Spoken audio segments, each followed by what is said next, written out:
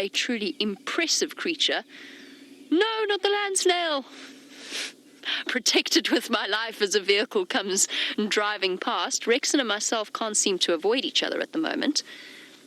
And there we go, a giant land snail slowly but surely making its way across the road.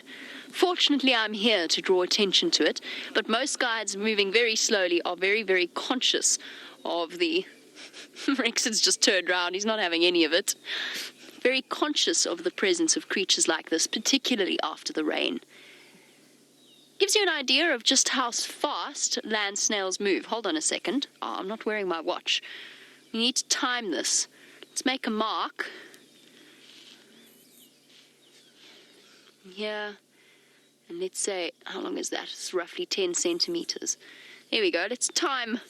Maybe that was a bit too much. We might be here all day waiting for it. Okay, it's crossed the finish line.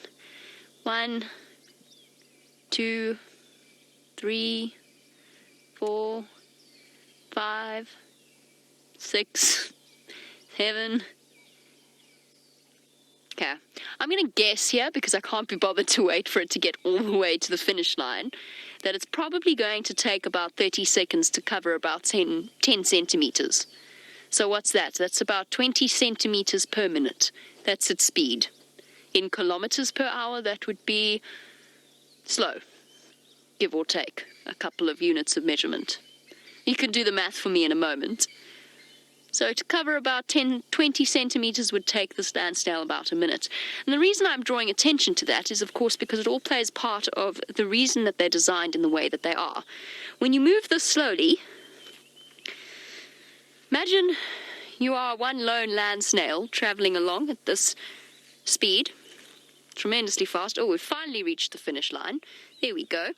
Imagine you are a giant land snail, all on your lonesome, desperately lonely and in search of a mate. Oh, there's no such thing as snail tinder out here or anywhere in the bush, and there's certainly nothing for them to be able to find each other. So when they do, when they have those rare encounters with each other, they absolutely have to make the most of it. Hence why I named it he or she. They're not hermaphrodites, but they do have reproductive parts for both males and females, so that when they encounter another land snail, each one can impregnate the other. Isn't that fascinating? And when you move like this, you can sort of understand why. Okay.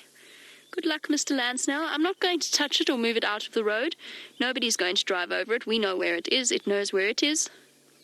We'll just let it go about its daily business. Slow but steady. It is, however, very, very visible to birds, and this would be perfect prey for a bird of prey. Any kind of a raptor. There you go. Off you go. You can see with age, just last thing, sorry. You can actually see with age just how light the shell is going on the edges, how bleached it is becoming. And of course we often find the dead land snail shells, white in colour, standing out starkly in the mush. They're cool. They really are very cool animals. And I know they are a favourite among some of you. Okay. Bye-bye, snail. Amazing. Okay, I'm going to have to go all the way around the back. Sorry, excuse me. The way I parked myself. And goodbye to Kirsty's